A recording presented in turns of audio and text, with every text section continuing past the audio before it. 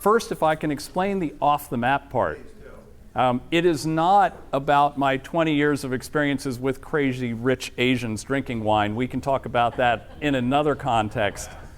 But rather, this is, I've only been a member of the Commandery in the U.S. since 2017, so I'm almost brand new.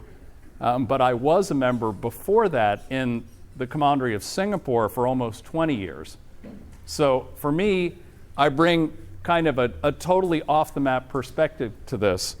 I am very familiar with Bordeaux and with the Commandery, but I'm a total newcomer to the way things are done here in the United States. So I may have a way of looking at this which is a bit different than those of you who've been in the same chapter here in the U.S. for many, many years. That is the off-the-map part of it.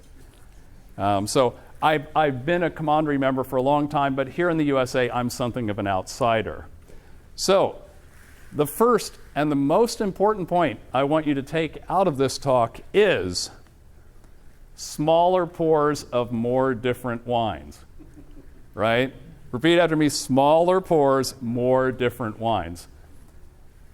The U.S. is the home of the big gulp, and when I came from overseas, the pours of the reds here just are incredible to me and almost crazy. I mean, doing 5 pours to a bottle on a red, to me, is just an opportunity that is wasted from an educational perspective.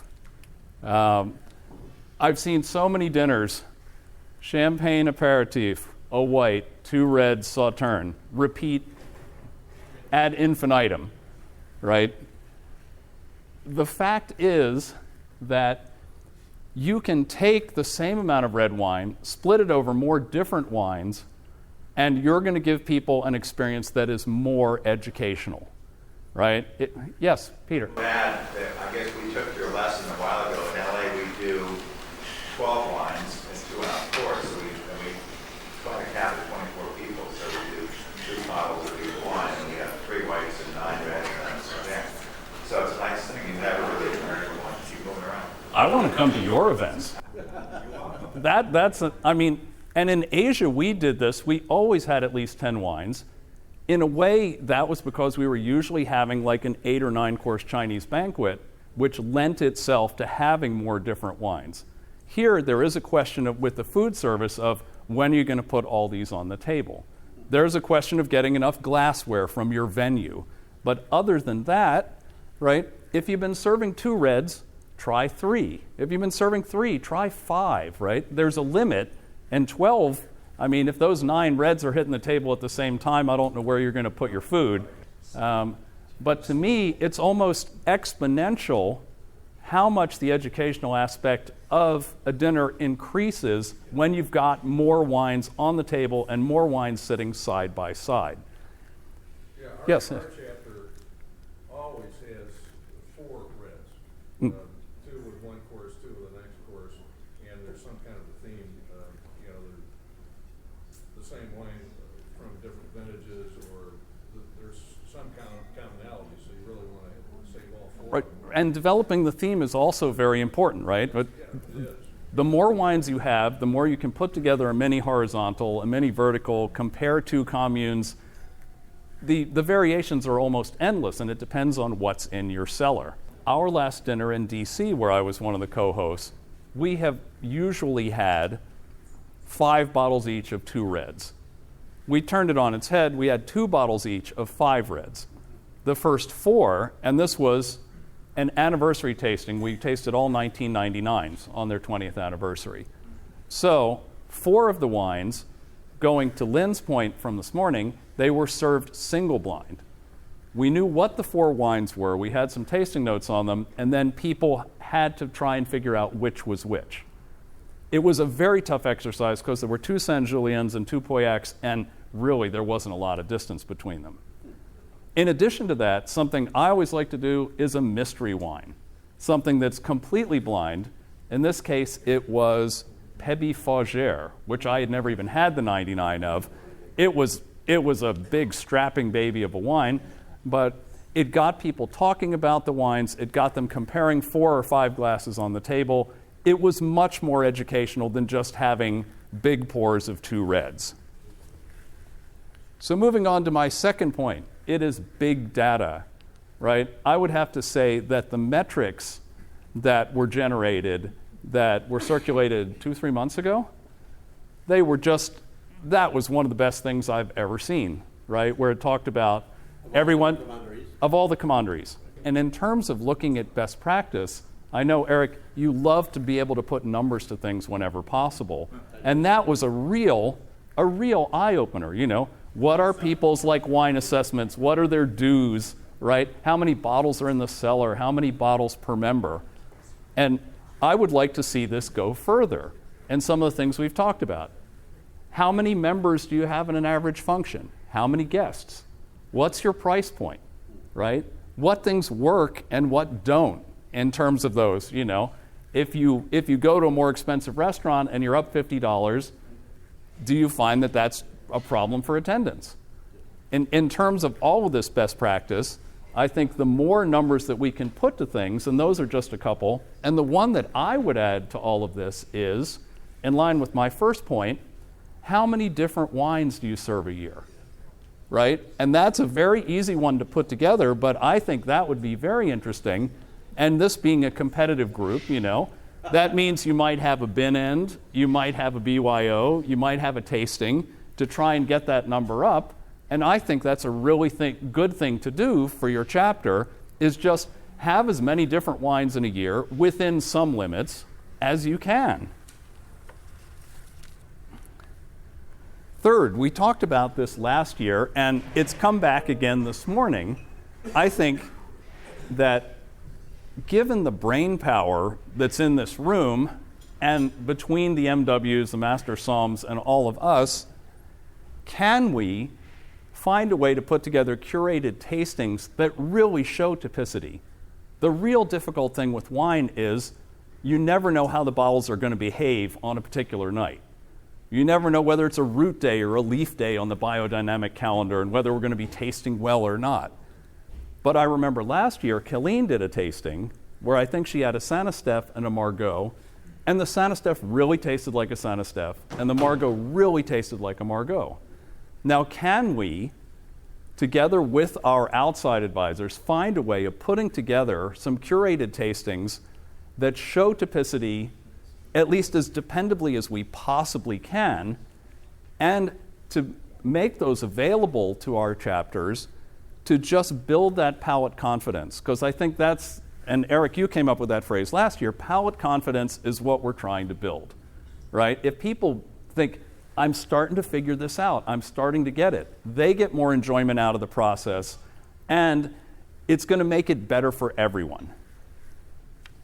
All right. And finally, and this again is something we've been talking about all morning, is let's find ways to work together on this, right? The metrics have been great. Let's figure out more that makes sense for us to compile, and let's start compiling them. I mean, in our chapter, because the wine is just in the cellar and it doesn't get priced into each function, which is what we did in Asia, right? Then you had to keep track of every bottle and how much it cost. I don't even have any records of what we were drinking 3 years ago, like whether it was at its window of maturity, you know, anything about it. Now every dinner on the cellar list, we're keeping track of what we drank, how many bottles per head, right, how many bottles per function, and just in a little notes column, not more than 50 characters wide on an Excel spreadsheet, just what did we think of the window of maturity, you know? Some are like, don't touch this for another 5 years. Some are, drink up now because it's really like kind of losing concentration. That's one thing. In terms of working together, when I'm going to look to put wines for a function, I end up resorting to going to Cellar Tracker because there are at least some relatively recent notes talking about decanting times and like whether it's ready to go or not.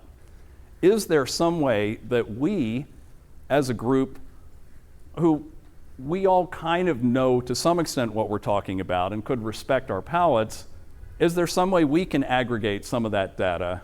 And you know, I mean, I've just had 599s, right? They're still on the young side, although it's not the most concentrated vintage, but they really still need 2 or 3 years based on what we saw a couple of weeks ago. How can we find a way to aggregate that so that all of this wisdom, all of the data points we have from drinking all these wines every month all over the US, how can we put those together so that we can find a way, rather than just going to some Danish guy on Cellar Tracker who you have no idea, like whether they know what they're talking about or whether they're even writing in English, when you're ready to open a bottle of something, to say, all right, has somebody tasted this recently and is it ready to go, or does it need a 2.5-hour decant? Also, Create our own app. Create an app for the sharing app between Lexel or well, I'm the guy who's not on Facebook, so I'm not the right person to come up with the technological platform for this. I'm just saying, I've got a concept. I don't know how to execute it. And finally, with the curated tastings, right? I mean, and maybe this is already happening among some chapters, but can we do something where we go out and buy 5 cases of wine, split them among 4 chapters, we take 3 bottles and put together our own verticals or these kind of curated tastings, so that we're not having to buy case lots of all these things or resort to finding whatever's available locally at the liquor store, to do something where, again, we act together, we split it up, and then we just take our part of it, so that maybe we can run a curated tasting, on a theme that's already been developed at our individual branches. Well, can I step back with a quick question? Since you, like everyone in this room, I'm guessing, uses Cellar Tracker for the notes, why doesn't your chapter use Cellar Tracker for your inventory? Because that's what we're using to keep track of what we drink and all those great consumption reports and our notes and all. Well, our cellar list, which I kind of took over, had somewhat fallen into disrepair over a number of years. And the only thing that I've ever worked with, I have like an Excel format that I've been using for 25 years that's like bulletproof. I mean, I've been in branches where the treasurer changes every year, and then someone puts it in a small business program, and then no one knows how to use the program, and it all just falls apart within 4 months. So I've really done it in a lowest common denominator way. Cellar Tracker probably can also work. I just haven't personally used it yet. I would recommend it highly. I picture you using Lotus.